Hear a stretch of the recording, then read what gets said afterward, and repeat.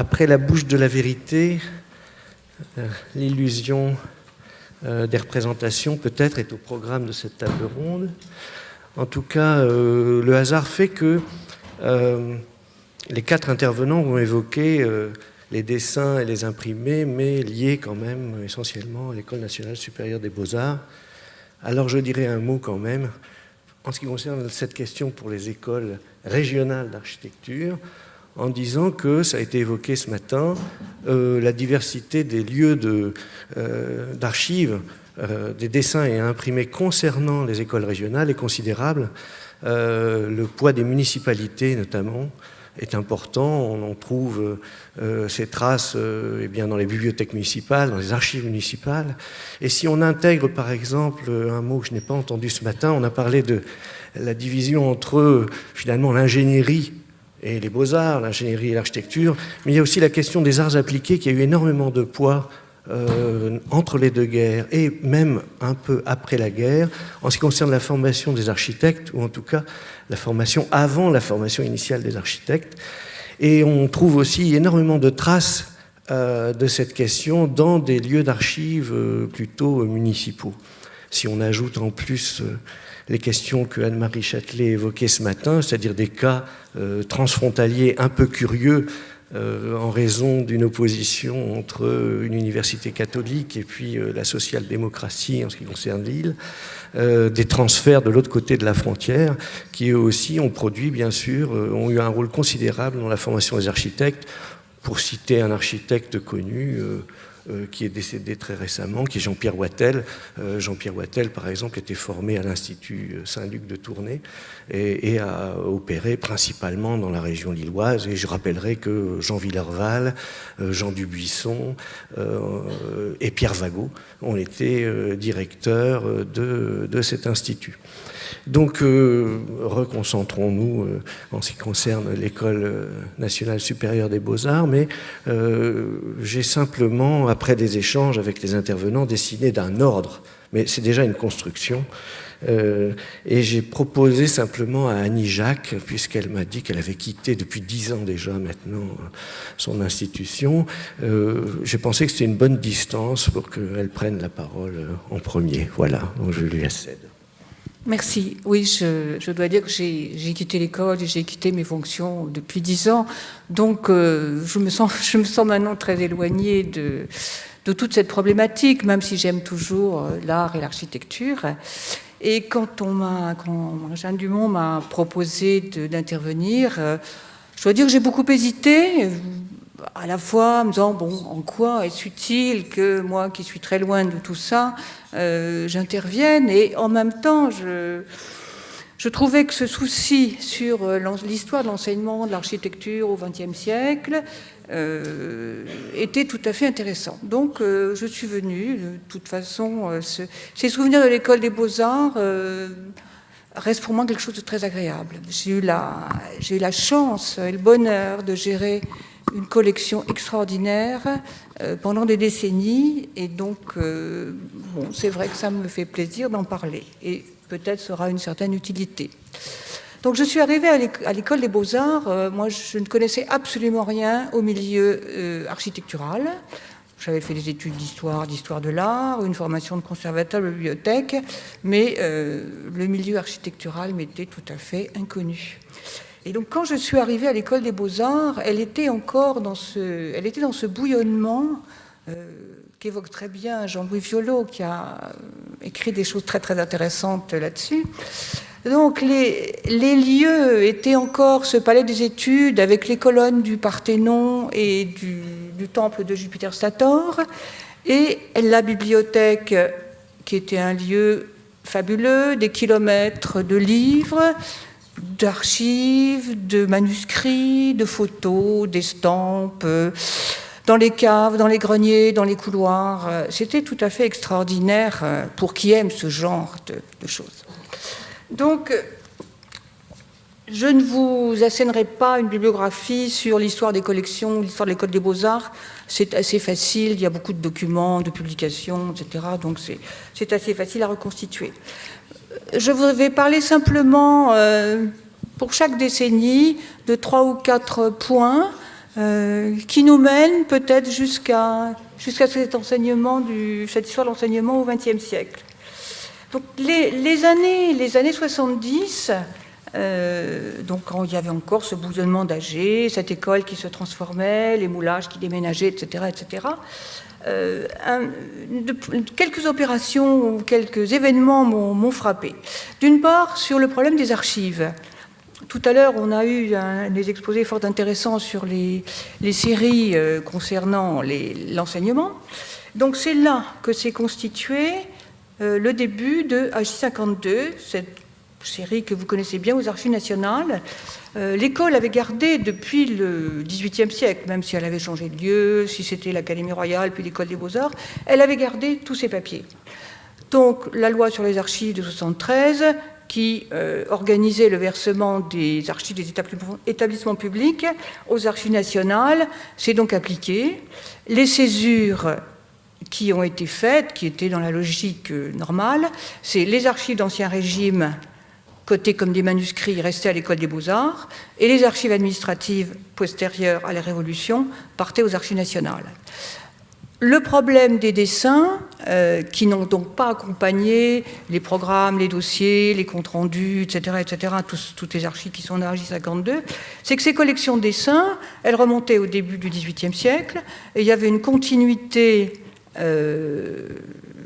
logique des collections de prix de Rome, d'envois de Rome et de concours d'école, avec un enregistrement chronologique dans des registres manuscrits. Donc ces ensembles de dessins, qui vont donc du début du XVIIIe siècle jusqu'à 1968, les derniers concours, est resté à l'école. Donc c'était un premier point. Donc ces archives, la constitution de cette série, donc les principes de fonctionnement ont été posés, et le premier versement, évidemment, a été énorme, puisqu'il couvrait l'ensemble du XIXe siècle et allait jusqu'aux années 20. Ensuite, mon service a été appelé à faire régulièrement des versements, tous les 10 ans, quelques dizaines de mètres d'archives. Donc ça continue encore, je suppose. Et quand on voyait passer les archives qui partaient, notamment les archives postérieures à 1945, tous ces débats sur l'enseignement, Jean-Louis Violot l'évoquait, les décrets qui étaient prêts avant 68, entre 1947, je crois, et 1968, les archives sont extrêmement riches de débats sur ces problèmes d'organisation de l'enseignement de l'architecture. Donc là, ce sont des fonds qui manifestement doivent être exploités. Donc ce premier point des archives, vous voyez, nous mène jusqu'à notre sujet. Second événement qui m'a frappé dans ces années 70, c'était l'intérêt des chercheurs américains pour les fonds de l'École des Beaux-Arts.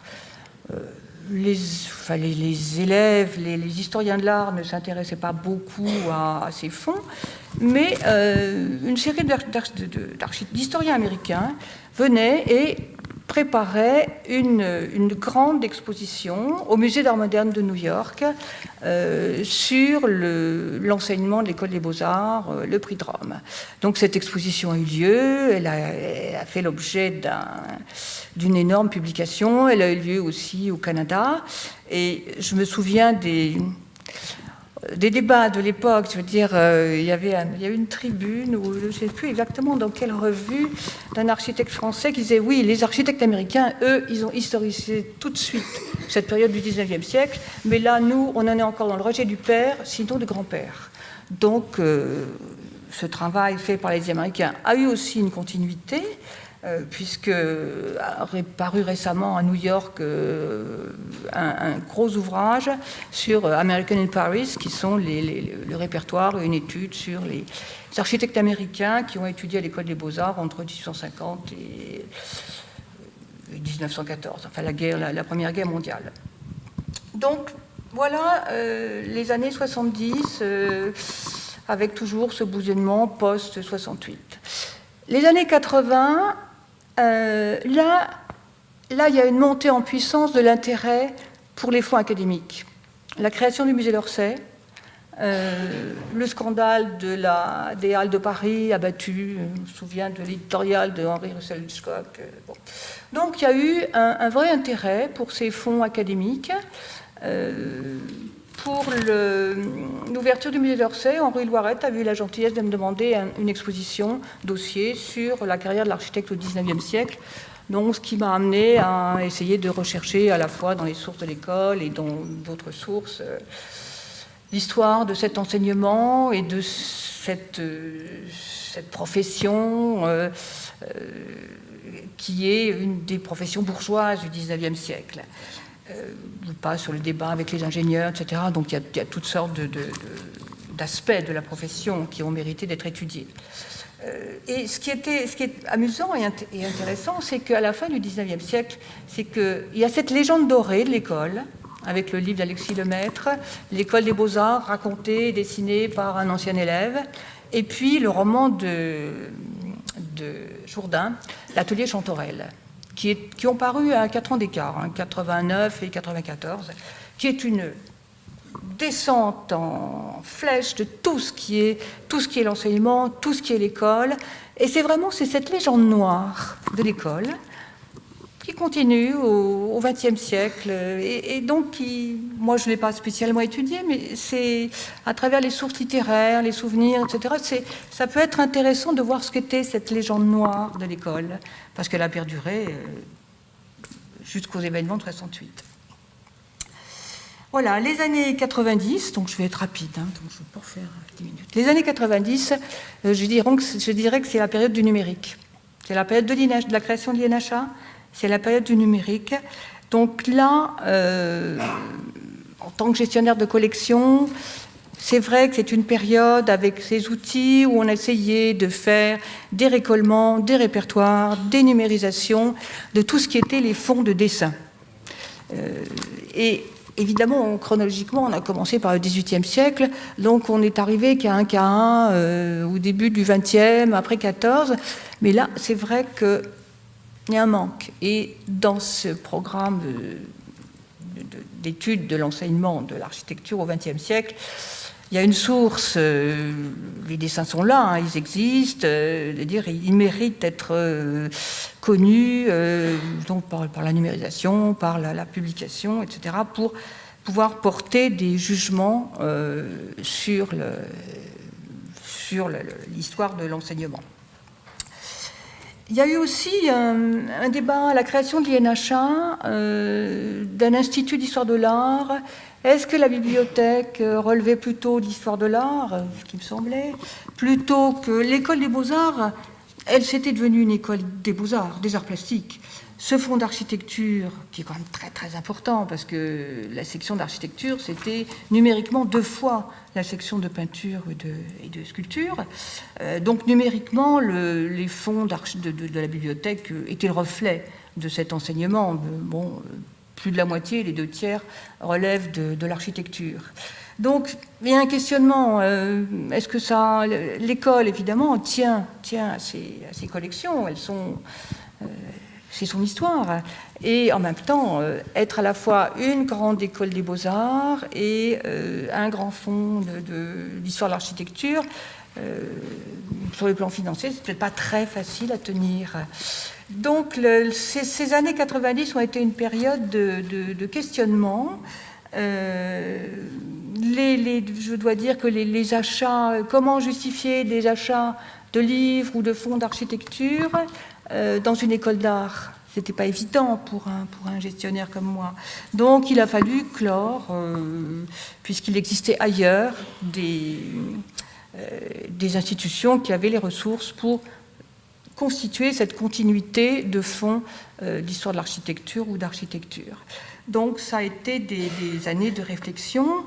L'INHA a eu une grosse part a fait une grosse part de travail aussi sur ces fonds, avec notamment ce magnifique répertoire des des architectes de l'École des Beaux-Arts, qui vient d'être mis en ligne et qui a évoqué, dans une des premières, et qui est un outil formidable pour travailler sur le XXe siècle. Également des outils bibliographiques pour faire des repérages dans les fonds de l'École des Beaux-Arts. Donc voilà un peu ce qui a marqué, ce qui a été ma carrière là-bas. Un mot prétentieux, mais enfin, ça a été un lieu passionnant et je pense qu'il y a beaucoup de ressources exploitées pour établir cette histoire de l'enseignement de l'architecture au XXe siècle. Merci.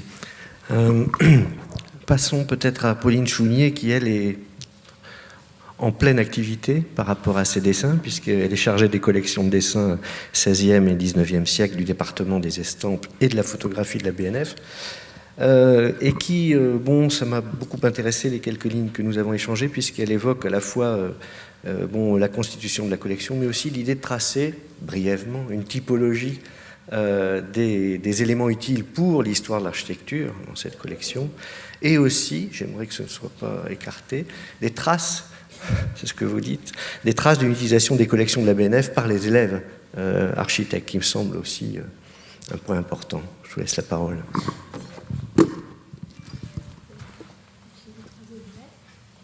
En 1949, Jean-Valéry Radaud, qui était directeur du département des estampes et de la photographie, signalait dans une note à son administrateur général la publication du 2e volume de l'histoire de l'architecture classique en France de Louis Hautecoeur.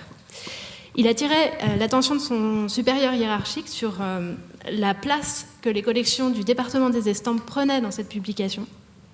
Cet ouvrage, écrivait-il, a été préparé à partir des collections des estampes dans les salles de lecture du département et commente toutes les estampes que nous conservons.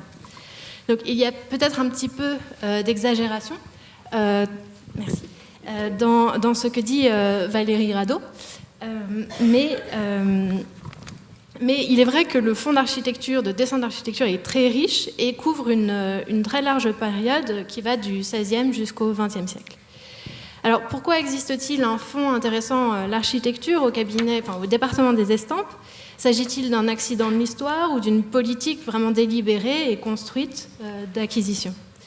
La présence de documents sur l'architecture peut s'expliquer d'abord par l'acquisition de collections qui étaient déjà constituées par des érudits, par des amateurs d'art, et une politique d'acquisition qui a été courante tout au long de l'histoire du département. Donc, c'était souvent des collections encyclopédiques qui comportaient des documents sur tout et sur l'architecture, parmi d'autres sujets. Donc, c'est le cas de la première collection qui a été acquise par le département en 1667, celle de l'abbé Michel de Marolles, mais encore de beaucoup d'autres collections acquises ainsi, comme celle de François Roger de Guénières en 1717, ou bien celle plus récemment, à la fin du XIXe, de l'architecte Hippolyte Détailleur. Les collections, pour ce qui concerne les documents imprimés, les collections entrées par dépôt légal à partir du XVIIe siècle ont aussi conforté ce caractère encyclopédique des collections iconographiques. Si aujourd'hui la politique d'acquisition du département se concentre sur les œuvres d'artistes, les graveurs et les photographes, les responsables successifs de la politique documentaire, jusqu'au XXe siècle inclus, se sont donnés pour objectif de composer un très vaste corpus iconographique, documentaire, pas seulement artistique, mais documentaire, qui permettrait d'écrire une histoire de France, une histoire des mœurs, une histoire du goût, autant qu'une histoire de l'estampe ou une histoire de l'art par l'estampe. Donc, dès le XVIIIe siècle, on a adopté un principe de classement des collections, de ces collections encyclopédiques d'images, et une série d'architectures, réunies sous la lettre H, était créée. Donc là, vous voyez le guide du lecteur écrit par Henri Bouchot à la fin du XIXe siècle et la série d'architecture, enfin le début de la série d'architecture. Donc c'est cette série H qui regroupe sous une acception très large de l'architecture des documents en fait sur des monuments, des constructions publiques et privées, mais également des documents sur l'ornementation, les jardins et l'urbanisme. Elle contient de nombreux documents édités, qui vont des traités de Philibert Delorme aux périodiques d'architecture du XXe siècle. Mais ce qui pourra plus précisément vous intéresser, elle comprend un grand nombre de documents d'ouvrages didactiques, comme par exemple les cours de Blondel et pour le début du XXe siècle, les recueils de facsimilés que l'éditeur Auguste Vincent publiait à destination des élèves de l'école des Beaux-Arts. Mais donc, outre ces documents édités, on trouve énormément de dessins originaux d'architectes au sein des collections. On le sait un peu mieux depuis l'exposition Labrousse, la récente exposition de Labrousse. Mais nous avons donc des milliers de dessins d'architecture qui ont fait l'objet d'un grand programme de recherche par Marc Lecoeur, et programme de recherche qui est un préalable essentiel pour une future mise en ligne de ce travail d'inventaire. Donc, la Bibliothèque nationale a en effet été une des premières institutions publiques françaises à s'intéresser aux documents produits par les architectes dès la toute fin du XVIIIe. Et on peut recenser, donc c'est Marc Lecoeur qui a permis ce travail, on peut recenser à peu près 54 œuvres d'architectes dans les collections, pour lesquelles nous conservons donc soit quelques dessins, ça va de fonds qui ne comportent que quelques dessins à des fonds de plusieurs milliers de dessins, comme celui de Robert de Cotte, qui a été acquis en 1811. Certains modes et conditions d'entrée, quand on les étudie, sont intéressants d'ailleurs du point de vue de l'histoire de l'enseignement de l'architecture et des relations entre professeurs et élèves. Et c'est notamment le cas du premier fonds qui est entré dans le département, le premier fonds d'architectes, qui est entré dans le département, qui est celui d'Étienne Louis Boulet, qui a fait un legs à la Bibliothèque nationale, mais qui en a donné l'usufruit des dessins à son élève, qui était Pierre-Nicolas Bénard. On peut trouver d'autres exemples comme ça dans le mode d'entrée, d'acquisition du fonds, de cette relation très proche entre certains professeurs et leurs élèves. Donc, les fonds d'architectes du département des Estampes concernent essentiellement le XIXe siècle, mais nous avons aussi des fonds d'architectes XXe, comme ceux de Henri Bernard, René Binet, Corroyer, Henri Guillaume, Francis et Franz Jourdain, et le plus récent, je crois, est celui de Théo Sarnal. Donc, ils se présentent souvent sous la forme d'un recueil factice. Alors, je crois que j'avais mis d'un recueil factice qui regroupe des documents iconographiques, des dessins, mais aussi des publications de dessins et des reproductions. Et outre ces fonds d'architectes constitués, on trouve aussi également énormément de dessins qui ont été dissous dans les collections, c'est-à-dire plutôt éparpillés, et insérés dans une très vaste collection qu'il ne faut pas négliger quand on étudie l'architecture au département des Estampes, une très vaste collection organisée par accès géographique et qui s'appelle la collection de topographie. Donc cette répartition des fonds d'architectes dans cette collection s'est faite donc sans aucune considération pour les fonds, pour la cohérence de ces fonds qui ont été impitoyablement cassés pour entrer dans une logique qui était propre à celle de notre département. Les dessins du fonds Robert de Cotte, comme ceux de la collection Guénière que j'ai citée précédemment, ont ainsi été distribués au nom du lieu concerné par le monument. Donc, cette série de topographies, son histoire, au XXe siècle, donc, elle s'est un peu interrompue au début du XXe siècle. On l'a peu alimentée de 1890 à la Seconde Guerre mondiale, mais elle a été énormément travaillée après la Seconde Guerre mondiale, sous l'égide de Jean-Valéry Radaud, que j'ai cité tout à l'heure, et de son successeur, Jean Adhémar. Donc on trouve dans les archives des traces justement de cette dilution des fonds d'architectes, notamment, pour prendre un exemple, l'entrée en 1960 de l'architecte du fonds d'architecture de Maurice Laurentin, qui était mort peu de temps avant, qui a été donc dissous dans cette collection de topographie. Mais ces séries documentaires, donc les différentes séries de documentaires du département ont cessé d'être alimentées à partir des années 1970. On pense que c'est probablement les grosses opérations de microfilmage qui ont pu figer les collections, en quelque sorte les sanctuariser, et en ne permettant pas vraiment des intercalations postérieures. C'est aussi sans doute la diminution du personnel scientifique au département des Estampes qui numériquement ne pouvait donc plus assumer ce travail de répartition des collections des fonds dans les collections documentaires.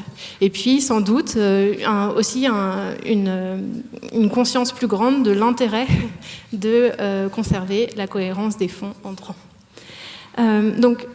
Pour parler de cette typologie que vous attendiez, elle est assez modeste et je pense que vos programmes de recherche futurs nous permettront de l'affiner. Mais donc je me suis intéressée à ce qui pouvait être des traces de l'enseignement de l'architecture dans nos fonds d'architectes. Donc, par exemple, les dessins, conserve-t-on des dessins d'école dans ces fonds d'architectes ? Donc, je pense que les recherches doivent continuer d'être menées parce que justement ces dessins d'école, ces dessins d'élèves architectes étaient les premiers concernés par la dilution dans les séries de topographie. Donc j'ai retrouvé la trace d'instructions de classement des œuvres données par le directeur du département Jean Larand en 1939 à ses équipes et qui disait sont à placer enfin dans les séries documentaires, donc surtout la topographie, les pièces dont la valeur documentaire l'emporte sur la valeur artistique, et il en faisait la liste, les anonymes, les calques, les copies, les dessins d'élèves architectes, d'archéologues et d'amateurs. Donc, et en réalité, quand on regarde aussi les dessins de maîtres, ou les dessins de grands maîtres architectes que nous avons reçus, ils ont eux aussi subi cette dilution parce qu'en 1952, quand on a reçu le fonds de Labrouste, celui-ci, les dessins du voyage en Italie, ont été répartis dans la série topographique sur l'Italie. Je vous rassure, ils ont été reconstitués et ils sont maintenant rassemblés et numérisés. Mais même lorsque ces fonds d'architectes sont reconstitués, sont rassemblés au nom de l'architecte, il n'est pas forcément toujours facile de déterminer lesquelles de ces pièces sont des dessins d'école. Et par exemple, j'oublie complètement de passer... donc ça c'était la topographie, les recueils de la topographie. Et il n'est pas toujours facile d'identifier ce que peut être un dessin d'école parmi les autres dessins conservés dans les fonds. Donc là, c'est un dessin de Gabriel Toudouze qui pourrait être identifié comme un projet d'école parce qu'il ressemble vraiment à la façon dont les projets d'école étaient composés. Donc, il nous manque des armées d'historiens de l'architecture et des spécialistes du dessin pour identifier tous ces dessins d'élèves architectes dans nos séries de topographie. Donc, et vous êtes les bienvenus dans notre département pour cela. Donc, d'autres documents peuvent témoigner aussi du professorat de certains. Et j'ai pris l'exemple de Jean-Louis Pascal, qui fut l'architecte de la BNF, dont le fond témoigne de ses importantes activités d'enseignement et puis aussi de ses relations privilégiées avec certains de ses élèves. Donc là, vous avez une lettre d'un de ses élèves, Paul Cray, écrite en 1907, oui, c'est ça, et envoyée à... Donc ça, cette feuille est dans le recueil factice de Jean-Louis Pascal et donc était adressée à son professeur. Vous avez aussi, pour Jean-Louis Pascal, un joli recueil assez émouvant d'aquarelles qui ont été peintes par les élèves et les anciens élèves de Jean-Louis Pascal. Voilà, on voit un bout de doigt, je suis désolée. Donc, ce recueil-là d'aquarelles assez émouvant ne ferait pas... fait penser à un mot de Georges Huysmans, écrit en 1937, sur ces relations entre professeurs et élèves d'architecture. Le respect affectueux et familier que cette jeunesse prodigue à ses maîtres est sans rapport avec les égards que les étudiants de la Sorbonne témoignent aux philosophes et aux philologues ou aux historiens qui les enseignent. De quoi rendre jaloux, donc, outre ces documents de la série architecture, des documents édités et œuvres d'artistes que je viens de signaler, il y a beaucoup d'autres fonds dans notre département qui peuvent intéresser l'histoire de l'enseignement de l'architecture, et je vais les citer ici juste pour mémoire et rapidement. Donc, les séries techniques, donc des séries toujours documentaires techniques, mériteraient d'être étudiées, notamment des séries concernant la géométrie et les traités de géométrie à l'intention des élèves architectes, ou les séries qui concernent l'enseignement des arts académiques et notamment l'enseignement du dessin. Il faut aussi penser au remplacement de l'estampe par la photographie dans la pratique du recueil de modèles, notamment pour les ornemanistes. Et au XXe siècle, nous avons l'exemple de Karl Blossfeldt dans son ouvrage Urformen der Natur en 1928, qui servait de base d'inspiration pour ses élèves de l'école des arts appliqués de Berlin. On peut penser aussi, là j'ai pas mis de reproduction, mais à l'immense série des portraits photographiés et également gravés et dessinés d'ailleurs. Immense collection qui est aussi importante que celle de la topographie dans le département et qui peuvent permettre de retrouver des portraits des professeurs et des élèves architectes. Mais à partir du moment où ils ont acquis quand même une certaine notoriété. Ah oui, j'avais trouvé quand même aussi, et ça ce sont d'autres fonds, ça n'est pas dans la série des portraits, mais dans celle des agences de presse, parce que nous avons des collections d'agences de presse, et donc là vous avez des photographies, des portraits de premier Grand Prix de Rome d'architecture en 1993. Donc, pour conclure cette présentation, je voulais aussi m'interroger sur l'usage que firent les élèves architectes du fonds de la BNF au XIXe et au XXe siècle. Furent-ils tous aussi assidus que Louis Hautecoeur dans les salles du département des Estampes ? Alors, il paraît, en méthodologie, il paraissait assez illusoire de tirer des conclusions de l'état des ouvrages eux-mêmes, comme ont pu le faire des historiens de livres d'architecture, comme Noémie Lesquin, qui a étudié la bibliothèque d'Atelier de Pont-Trémoly. Et donc, j'ai quand même essayé, j'ai fait l'exercice avec les concours Chenavard, qui justement ont été étudiés par Noémie Lesquin, provenant de la bibliothèque de l'Atelier de Pont-Trémoly, et qui sont, eux, truffés de calques, de notes, etc., qui témoignent de leur utilisation par les élèves architectes, évidemment. Le nôtre, qui provient du dépôt légal, celui de gauche a été déposé à la BNF en 1909, je crois. Oui, on voit le cachet, 1909, et il est évidemment absolument intact. Bon, ça ne veut pas dire, ce très bon état des collections ne veut pas dire que les élèves architectes ne venaient pas au département des Estampes. Et j'en ai trouvé la preuve dans les registres de lecteurs de la bibliothèque que nous avons conservés. Des registres de lecteurs que nous avons conservés depuis le 19e siècle. Donc là, vous voyez un registre du début du 19e, je n'ai pas noté les dates, mais je crois que c'est 1809, ouais, c'est l'année 1809, et encadré en bleu, les élèves architectes. Donc, en fait, les salles, si on imagine les salles de lecture du département des Estampes en début du 19e, il faut les imaginer pleines à craquer d'élèves de l'école des Beaux-Arts. Énormément d'élèves peintres et sculpteurs, mais aussi beaucoup d'élèves architectes. Et justement, ces registres permettent de savoir, sur la droite, là, la dernière colonne, vous avez le nom de leur professeur, en fait, je crois. Je crois que c'est c'est la dernière colonne. Donc, on peut voir dans ces registres du 19e siècle que les élèves de Bélanger, Blondel, Vaudoyer, Durand, Baltard, Percier, Duban venaient. Donc, pour étudier ces registres, évidemment, le dictionnaire des élèves architectes de l'école des Beaux-Arts est une mine incroyable et permet donc vraiment d'identifier ces personnes. Donc, venait-il au XXe siècle? Vous devez vous le demander.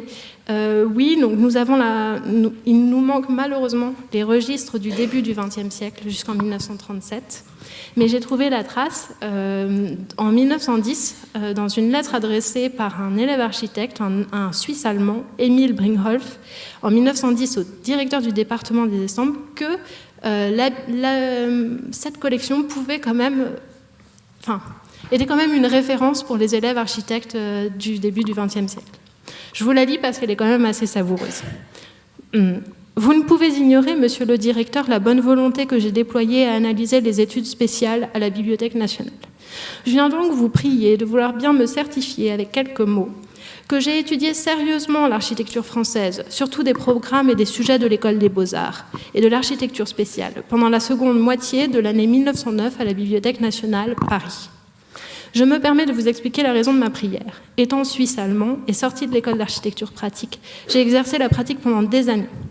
Sur les conseils d'architectes amis, je vins à Paris pour étudier l'architecture haute et supérieure française après les méthodes de l'école des Beaux-Arts. J'entrais dans un atelier préparé, donc je pense que c'est un atelier préparatoire, mais vous me direz. J'entrais dans un atelier préparé, puis dans un atelier régulier. Après la fin de ces études, mon professeur m'avait vivement recommandé de faire, si je pourrais, des études supérieures de ces sujets que je viens d'analyser dans votre département. On m'a conseillé de choisir la Bibliothèque nationale parce que certains ouvrages sont plus disponibles que dans une bibliothèque spéciale comme à l'École des Beaux-Arts. Par conséquent, il y a moins de risques pour perte de temps. Malheureusement, le professeur qui m'a donné cette direction étant décédé, c'est la raison que je viens solliciter en petits mots, et cela seulement pour approuver consciencieusement l'emploi de mon temps pendant cette partie d'études et de travail que j'ai fait à la nationale. Voilà, j'ai trouvé que cette lettre était assez touchante, et puis témoignait quand même de l'intérêt pour les élèves architectes de la collection du département des estampes. Donc dans les années 1930 et 1940, après on continue de voir dans les registres des élèves des écoles d'architecture, mais un peu moins, et surtout moins qu'au début du 19e, et qui viennent surtout étudier des sujets un peu plus précis comme les dessins de la Renaissance ou les dessins de Claude Nicolas Ledoux. Et donc, pour la suite des événements de 1947 à nos jours, je n'ai pas pu consulter, je suis désolée, les registres de lecteurs, mais ils sont consultables. Et il serait intéressant de continuer cette recherche pour voir si, justement, l'après 68 a eu un impact sur la fréquentation, on peut l'imaginer, sur la fréquentation des collections de la BNF.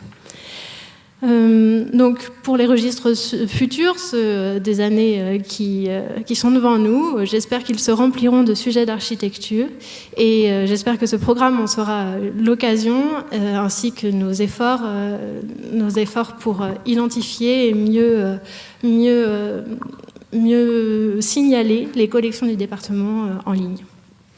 Merci beaucoup. Merci de toutes ces traces et de ces pistes, justement. J'ai compris aussi que nous devons peut-être ajouter un chapitre en ce qui concerne l'histoire de la considération ou de la déconsidération des documents liés à l'enseignement de l'architecture par les archivistes. En tout cas, c'était très présent au début de votre intervention. Sébastien Chauffour, vous êtes en charge des dessins d'architecture conservés à l'INHA. Voilà, et vous allez évoquer, enfin je pense qu'on a reçu il y a peu de temps un message concernant la base de données Agora, oui, donc voilà, c'est une sorte d'actualité justement que cette consultation, donc je vous cède la parole pour évoquer cette question. Alors je vais être très très rapide, on va libérer nos attentions et nos estomacs. Qu'est-ce que je voulais dire? Oui, il y a deux mots sur l'INHA. L'INHA est donc l'Institut national d'histoire de l'art. C'est un institut très récent, donc un centre de recherche en histoire de l'art et en archéologie qui a été créé en 2001. Il repose sur deux départements. Un département recherche qui accueille des doctorants, postdoctorants, enseignants-chercheurs et conservateurs du patrimoine sur des programmes de recherche fort large qui s'étendent des vases grecs anciens jusqu'à l'art numérique du XXIe siècle. C'est dans le cadre de ce département qu'a été que le programme sur le dictionnaire d'élèves architectes de l'École des Beaux-Arts de Marie-Laure Cronier-Lecomte a été mis en place. Donc il est versé sur une base de données qui s'appelle la base Agora, qui est la base de données de l'INHA, qui est une base absolument épouvantable à utiliser, mais qui est extrêmement riche. Je connais fort peu de bases en France ou à l'étranger qui soient aussi riches pour l'histoire de l'art et l'archéologie. Donc ça a été versé la semaine dernière. Il va y avoir une journée d'études le 13 avril à l'INHA, donc rue Vivienne, pour le lancement officiel de la base. L'autre département de l'INHA, c'est le département collection, qui est beaucoup plus ancien, qui précède la date de création de l'INHA. Le département collection, c'est la bibliothèque d'art et d'archéologie de l'Université de Paris, donc qui était située rue Michelet, et qui est depuis les années 90 dans les mêmes locaux que la BNF. Pour ce qui est des fonds d'architecture, alors on n'est pas un centre d'archives publiques, donc nous n'avons pas d'archives publiques, nous avons des archives privées, c'est-à-dire des archives qui viennent d'historiens de l'art, d'archéologues et parfois d'artistes et parfois d'architectes. On a quand même une très grosse spécialisation sur le 19e siècle, donc, et une limite chronologique qui est la Deuxième Guerre mondiale, pour tout ce qui est archives d'artistes et d'architectes. Donc on a assez peu de choses, on n'a pas du tout de choses postérieures à la Deuxième Guerre mondiale. Par contre, on va avoir des fonds d'archives qui peuvent être intéressants aussi pour l'enseignement de l'architecture et l'histoire de l'architecture. Notamment, je pense au fonds d'André Chastel, de Louis Grodecki, ou de quelqu'un comme Pierre Lavedan aussi, avec une forte documentation photographique. Pour les dessins proprement dits, donc, on a quelques fonds d'architectes, et notamment un des derniers fonds qui est rentré dans les collections, qui est un architecte qui s'appelle Henri Anguéard, qui était l'architecte du Maine-et-Loire, spécialiste, enfin un des restaurateurs de l'abbaye de Fontevraud, d'un fonds qui est rentré l'an dernier. On arrive à acheter donc là c'est un don de l'héritier. On arrive parfois à acheter un petit peu des fonds aussi via les ventes publiques ou chez des marchands. Là le fonds Anguéard, c'est un fonds d'une centaine de dessins et qui concerne précisément un des concours de l'École des Beaux-Arts, qui était le concours Godefroy ou Godebert, je ne sais plus, excusez-moi. Godbeuf, voilà, c'est ça, Godbeuf. Et c'est pour mars 1926, c'est un projet d'embarcadère. Et donc j'insiste aussi là-dessus, et ce sera mes deux derniers éléments. On reçoit ces fonds, on a vu une photo tout à l'heure qui indiquait des fonds d'archives sur une table, dans un jardin, retrouvés dans un grenier. Ben, c'est un petit peu comme ça qu'on récupère les documents, c'est-à-dire il y a tout un ensemble de problématiques liées à l'état de conservation de ces fonds-là. C'est-à-dire ils ont été assez malmenés, parfois donc très empoussiérés, déchirés. Il y a tout un travail de restauration à faire, ce qui est extrêmement coûteux quand vous avez un fonds d'une centaine de dessins. C'était aussi des dessins pour les années 20-30 qui étaient montés avec tout un système de montage, un petit peu à la manière 18e ou 19e siècle, parfois des montages pseudo-mariettes par exemple, souvent détériorés. Donc je voudrais insister sur cet aspect-là, tout cet aspect de matériel des fonds. Et puis l'autre élément aussi, et qu'on a assez peu abordé, et qui me semble assez important pour nous, parce que finalement on n'est pas très riche à l'INHA au niveau de dessin d'architecture du XXe siècle. En revanche, on va avoir beaucoup de choses sur tout ce qui est photographie. Il y avait une journée d'études organisée par Jean-Philippe Garric et Hélène Bocard sur architectes et photographes, qui commence au XIXe siècle, mais s'étendait largement au XXe. On a une très importante collection de photographies, et je pense que ce serait justement quelque chose d'assez important de voir quel est le rôle de la photographie dans la formation des architectes. On a beaucoup de recueils de dessins du 19e, 18e, 19e, recueils d'Italie, des calques aussi, papier huilé pour le 19e siècle. Mais je pense qu'il faut apporter beaucoup d'importance aussi à l'articulation entre photographie, enfin le rôle de la photographie dans l'apprentissage de la formation, l'apprentissage de l'architecture et la formation des architectes. Merci. Donc c'est un peu abusivement que ma voisine tout à l'heure a classé l'INHA dans l'ère numérique, puisque vous avez quand même affaire manifestement à du papier qui ressemble à du papier, à des tirages qui ressemblent à du tirage. Très bien. Franck Storn, c'est à vous. Vous êtes le co-directeur de l'ouvrage qu'on a vu tout à l'heure, qui concerne l'enseignement à Strasbourg.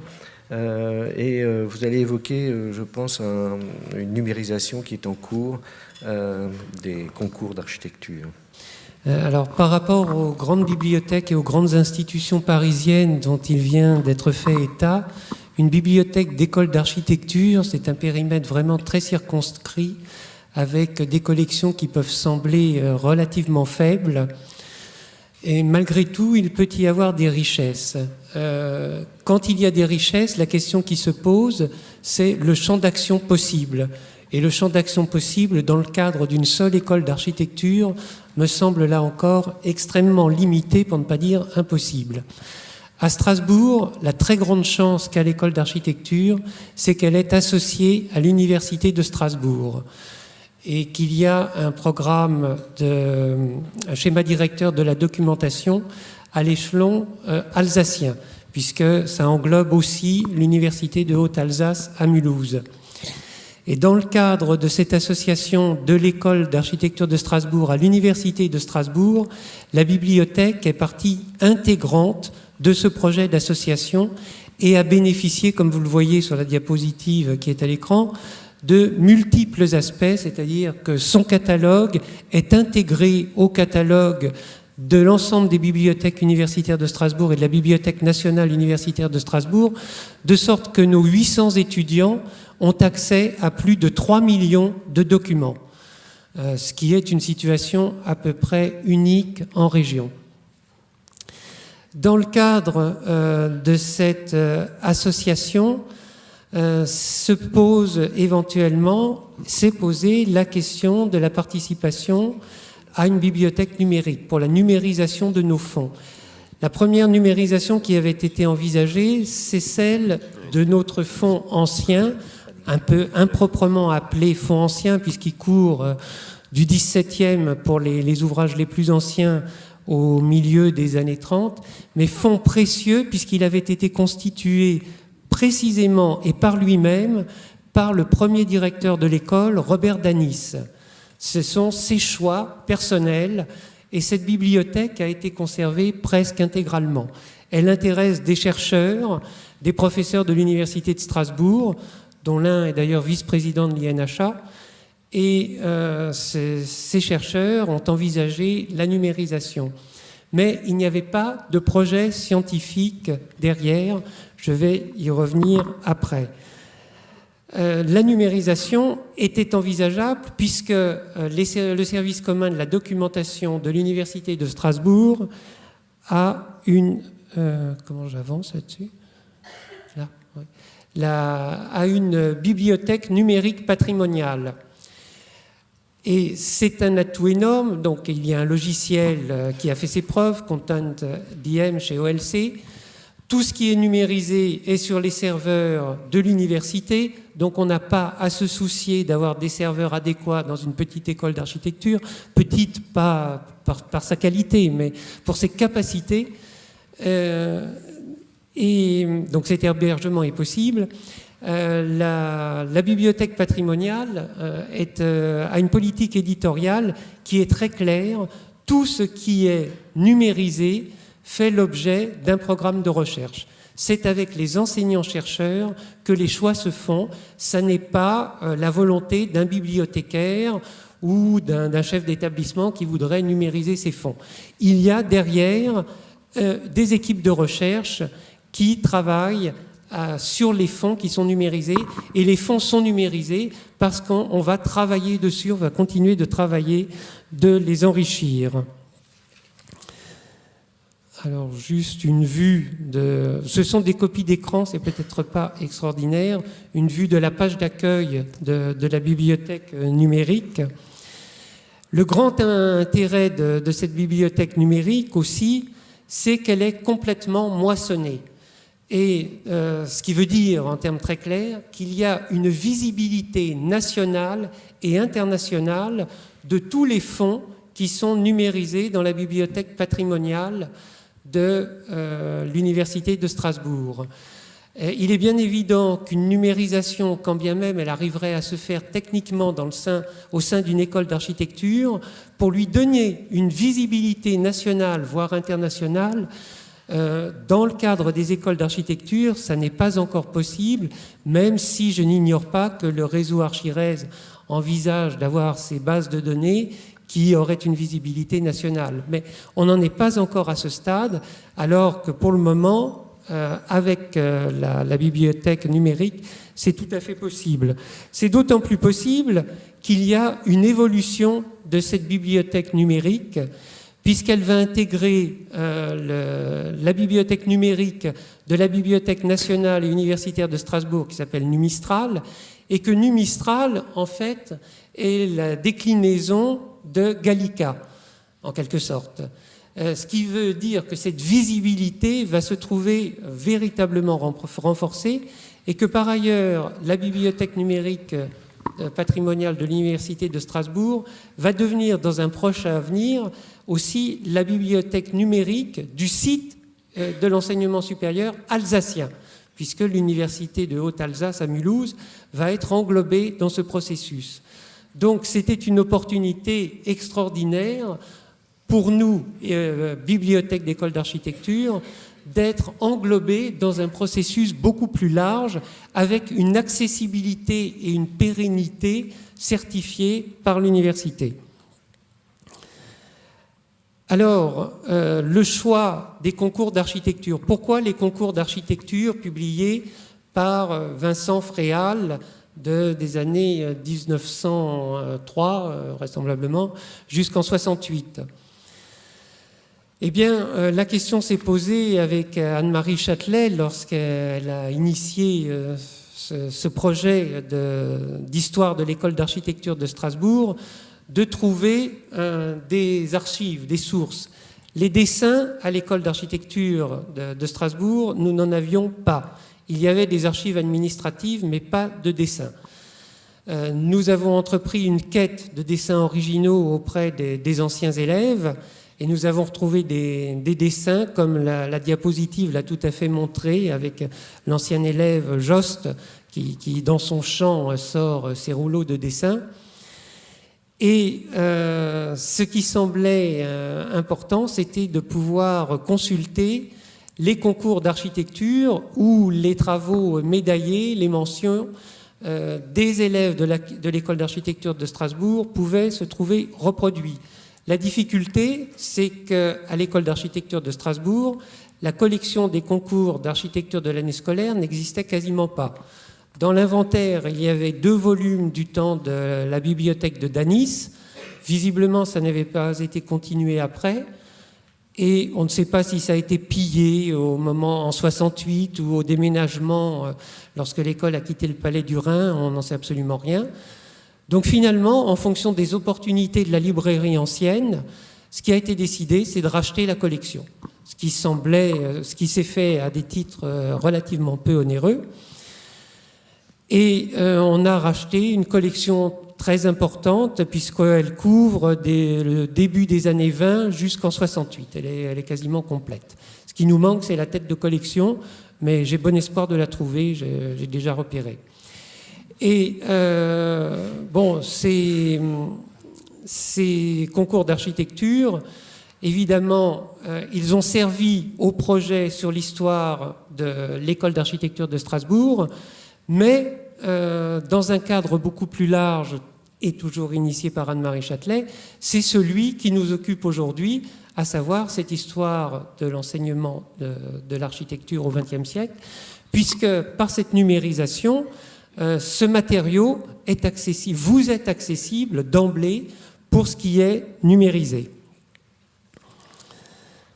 Alors, la collection mise en ligne, en fait, pour le moment, elle concerne les années suivantes, 1922-1924 et 1927-1939. Ce qui représente actuellement un total de 1847 planches de dessins numérisés, plus les textes introductifs. Vous savez, pour chacune des années de concours, il y a une présentation avec les programmes des concours et puis les élèves qui ont été médaillés et le nom de leur professeur. Donc tous ces textes introductifs ont eux aussi été numérisés. Ce que racontent les concours d'architecture, vous le savez, ce n'est pas à moi de vous l'apprendre, ils recensent bien évidemment les élèves qui ont reçu les médailles et les prix, et ce qui permet de reconstituer les parcours d'un élève architecte. C'est exactement la démarche que nous avons suivie à Strasbourg pour les élèves entre 1921 et 1968. Et puis, une autre approche peut être faite, bien évidemment, à partir de tous ces concours, c'est une typologie des concours, soit par la nature des épreuves, le titre des sujets ou les programmes. Alors, quelques vues qui sont encore des copies d'écran sur les fameux concours d'architecture. Donc là, c'est l'année 27-28. Le programme, un programme 1927, un gymnase. Et voici la médaille Horn en 1927. Alors, c'est vrai que les copies d'écran ne sont pas extraordinaires, mais il ne faut pas perdre de vue aussi que les planches publiées par Vincent Fréal ne sont pas non plus extraordinaires. Ça n'a pas une qualité optimale. Donc la numérisation fait ce qu'elle peut, mais si l'original n'est pas fameux, ça reproduit le document en état. Alors la numérisation qui s'est opérée à Strasbourg, elle se fait suivant un principe qui est demandé par l'université, comme d'ailleurs par la Bibliothèque nationale universitaire de Strasbourg, c'est qu'on ne numérise que les documents physiquement présents dans les bibliothèques du réseau strasbourgeois. Donc, en fait, l'objectif, par exemple, pour ces concours d'architecture, c'est à terme d'arriver à avoir la collection complète en ligne sur le site de l'université, mais pas en prenant des bouts de collection dans telle ou telle école, ce qui pourrait être envisageable. Mais ça ne serait pas, dans ce cas, sur le site de la Bibliothèque numérique patrimoniale de l'Université de Strasbourg, qui serait assez dommage, et de toute façon, ça facilitera le travail du chercheur de trouver à terme une collection complète sur un seul site. Les notices descriptives des volumes doivent toutes être signalées dans le SUDOC, ce qui donne encore un élément de visibilité. Les images sont numérisées en 400 dpi, mais pour le moment, on n'a pas été capable de me dire quelle est la résolution à l'écran. Ce qui est certain, c'est qu'on m'a laissé entendre que, de toute façon, vu la qualité de numérisation, c'était optimal pour l'édition, déjà. Et il faut savoir que la bibliothèque numérique patrimoniale de Strasbourg a été complètement piratée par la Chine et par les Américains, donc et sans doute à des fins éditoriales aussi. Et ce qui est très intéressant dans le cadre de cette numérisation, c'est que tous les documents sont passés à l'OCR.